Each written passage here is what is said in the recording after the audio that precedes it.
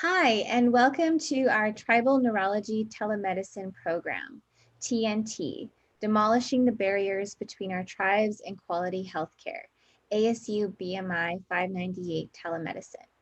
Hello, my name is Kristen. I'm Katrina Nichols.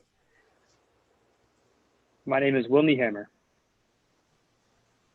Okay, some background information of our telemedicine program and the reason why we chose this population. Our tribal populations living in rural areas face significant barriers in successfully meeting their appointments with their providers. This is putting those in need of specialty care at high risk.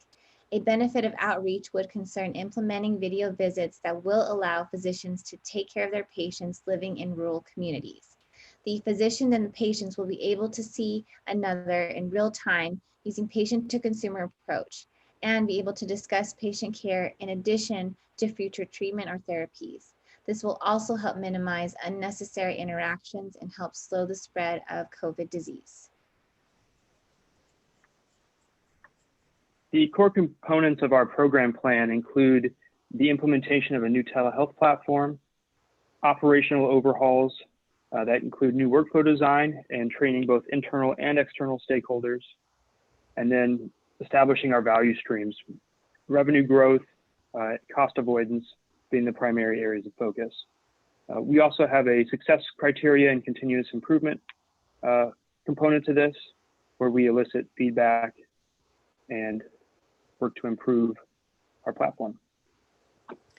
Here is a visual representation of our project plan timeline. We hope to implement this in 5 months. The first 4 steps include creating our project and how we will implement video visits. The next 2 steps will include actually implementing the video visits, which will include a beta test to end user or to super users to verify everything is working appropriately. And after, we will reach out to end users and find ways to optimize our video visits. Taking a deeper look at our business model, first we want to focus on our population.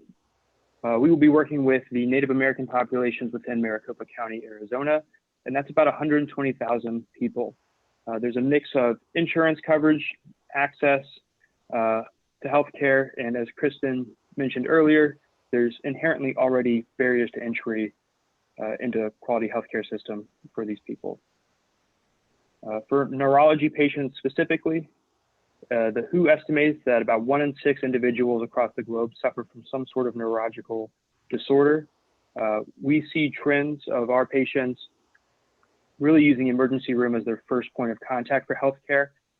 You can see here we have a high number of patients arriving to the ED, receiving imaging, and then being instantly discharged back home because of a headache or something somewhat insignificant. So certainly room for improvement there. 2020 has been a unique year due to the global COVID-19 pandemic. We've seen a sharp drop for in-person ambulatory visits, and we've also seen a sharp rise in telemedicine adoption, but there's still a gap between those numbers. Those are existing patients that are no longer receiving care, and that's where we'll be focused. Another core area of focus will be establishing a care continuum, more frequent touch points, more preventative care with these patients, avoiding those expensive, unnecessary costs. And then we expect to gain a decent amount of operational efficiency, throughput, and staffing flexibility through this model as well.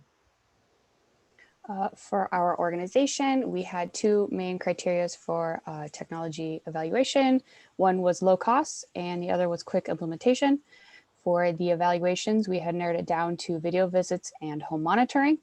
For video visits, we chose Zoom, which is a virtual platform that will allow our physicians and patients to connect via video and microphone through either the app or a link.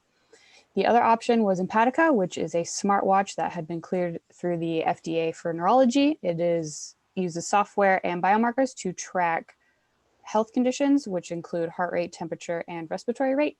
Information is then collected and sent to a patient-facing app and dashboards where clinicians and researchers can view this information. We ended up using pros and cons to figure out which would work best for our organization, and we chose Zoom. With our projects approach, we can help patients by communicating effectively in a manner that is convenient for them and their provider, aid in helping tribal communities seek better outlets for specialty care and successfully meeting their appointments with their providers, as well as lessening the exposure of COVID-19. Video visits will be utilized after the pandemic and integrated with primary care visits. These virtual interactions will provide support and healthcare outreach that is greatly needed for these tribal communities. Thank you for watching, and please reach out if you have any questions.